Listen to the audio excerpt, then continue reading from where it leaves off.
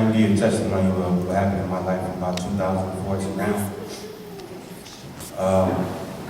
Around 2004, I was about the age 22 years old. I went to the real estate field. At age 22, from about 22 to 26, I worked non-stop around the clock. I was able to purchase about maybe $1 million worth of real estate, and along with all my friends and stuff, they also were able to purchase things. Even Sadiq, attested, he was able to purchase about 3 or 4 properties with my help. I was a workaholic. I was around the clock. I had a couple other businesses too because my real estate business was so profitable. I ventured into things like clothing, music, things like that. I was making a lot of money. I was doing pretty good for myself. Through these achievements, though, I became very cocky and disrespectful, and I thought I was achieving all of these things by myself. I thought that my hard work and determination was the reason why I was achieving these things, and I understand that these things that I was achieving was a blessing from God. I thought it just was me. I thought when I woke up in the morning, I worked around the clock, it was me who was making these things happen. And what happened in the 4th quarter of 2008, a bank that I did the majority of my deals with closed down due to the recession and the market and everything changing. And when this bank closed down, you can understand they had probably about $600,000 in loans from me. So then when they closed down, they were transferring all the loans to different banks. And what basically happened is that some of those banks was like, no, we don't want this loan. We're not going to take this loan. And they stopped accepting my payments.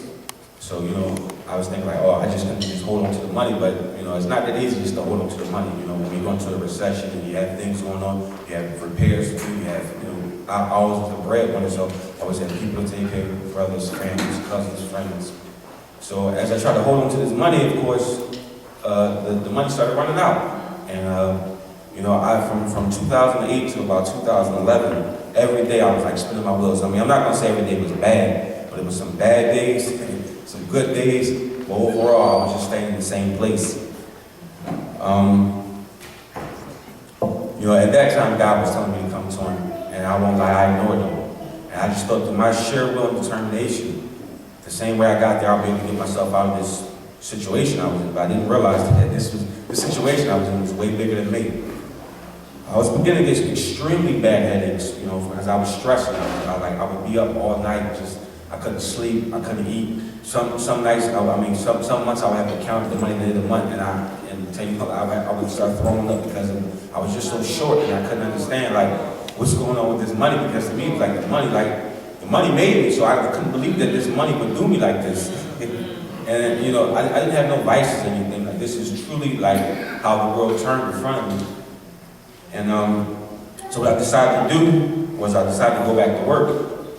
And I figured that, I could just work myself out of the situation. So what happened is I started in the construction industry when I was 18 years old. So I went back and I worked at a power plant in Miami in 2011, around the end of 2011. And from January 1st, 2012 to April 15th, 2012, I started getting my swagger back. The money started coming in better. The investment started getting better. But the problem was that cockiness started coming back, and I didn't pay attention. That what happened was a blessing, and I didn't cross none of that by myself. These things happen because God was giving me these opportunities to let me know that, hey, boy, you better come over here and listen to me. You ain't who you are. You don't think you do this all by yourself. But of course I ignored it because I was in a hard head. And on April 18th, I fell into a coma, and what happened is I had sarcoidosis. And from working hard and everything, I developed a mass on my brain. And needless to say, this was probably one of the worst things I've been through in my life. Luckily, though, because I was in a coma, I didn't get really a chance to really feel it. But seeing me now, I'm about 240 pounds right now. At the time this happened, I was probably 260. I was 140 pounds when I woke up. I woke up from this coma May 18th. And it was a reality check for me. All the people that were around me, I thought were my friends that loved Sharif, they were gone. All these people I always helped and gave stuff to, they were gone. The music that I was doing, the artists, they fled. The clothing line went to shreds, and the houses that I owned were pretty much all in foreclosure, or on their way in foreclosure. So you can see all my businesses collapsed. They began to collapse, and I couldn't control that. I I really began to doubt myself, and I felt like I was losing it all. That was just mentally and financially. Physically, when I woke up, I couldn't walk. Like I said, I was 140 pounds. I couldn't walk. My brain, my motor skills were okay, but I didn't feel the same. You know, I mean, you can see the scar on my head. This is the surgery where they cut my head open. I actually had brain surgery. But as I started sitting in my room around May 20th, May 21st, I started realizing like this, you know, this is because all the bad news I was getting, I started to see the good news and the bad news. Where all the people that were around me, all those vultures, it was the best thing to happen because they didn't have nothing to eat, so they had to go find somebody else to eat off. So that was probably the best thing that ever happened to me. So actually, while I'm sitting in bed worrying about these material possessions that I was losing, I actually began to gain. I started to see the love for my family that I always knew was there, but I had to see them, and you have to understand. I was in a coma for a month. They didn't know if I was ever going to wake up. And they were all down there, from my immediate family, my girlfriend Karima. They were all there. And this feeling is an amazing feeling. When I woke up and I seen them, you know, because all those people who were eating off the tree and everything, they were gone. And, you know, just the people there was the people who cared about Sharif. And my soul has begun to get very strong through this. And this has taught me something, that all those material possessions, you can have the money, you can have the swagger, the fame, you can have it all. I own probably one of the most lucrative bar businesses in this city at one point. And it's not what you think it is. It's not. Like it's all fake. It's all fake, like, you know, and I'm not saying that you don't need money, because we all know we got to pay our bills, we have to eat. That's a very true thing.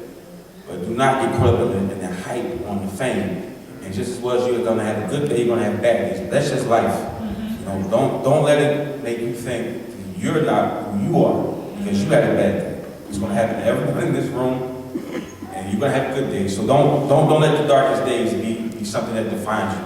It's just a test. You will make it through.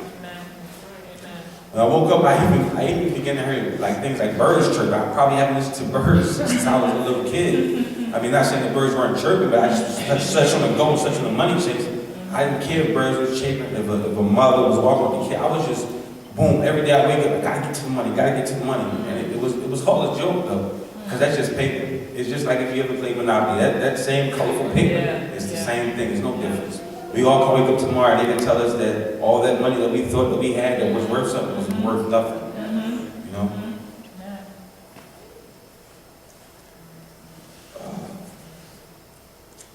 Like I said, if God bless me, I would definitely be back. I would definitely achieve the goals that I set out to achieve before. Just that now, you know, I will be a lot more humble than I was, because I know it's not just me who does this. I began to regain my strength, my brain power, and everything. But like I said, to be humble in it is the thing that I had to learn. Be humble, because you know your will is okay, but God's will is much stronger. It's much stronger.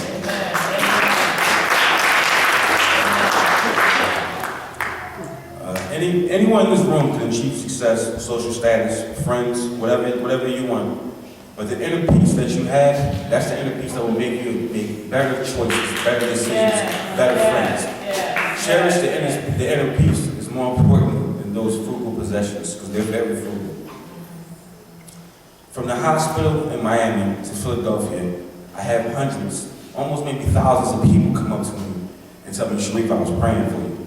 And I couldn't believe it. Like, it was a shock to me, because it was like, wow, people who I thought that would have been praying for me, they ran. And the people that stood next by me, it strengthened me and showed me that you'll be amazed at how you have affected people. So every day, try to just be the best you, no matter what's going on in your life. Just be the best you. You know, I had doctors walking around the hospital, walking up and telling me, I'm a miracle, I'm a miracle. You know, and I'm like, I'm a miracle? Not me, I'm not a miracle. You know, but yes, it was a miracle. Like, it's a miracle that I'm up here talking to you. I'm still supposed to be in a coma right now. You know, and I just want to know this one thing, you know, through God and through the understanding that I've learned that the real things that you have in life, you can't count. You can't count the real things. What's fake, you can count it. The fake things you can count. You know, so go home and even ask yourself if you didn't get it. Like the real things, you can't count them. They have no number on them, but they have a value that's incredible to even say what it is, you know? But the fake things, you can't count. The fake things you can count, I'm sorry. The fake things you can count. And then, like I say, thank y'all for listening to me, and I thank the pastor and for inviting me out.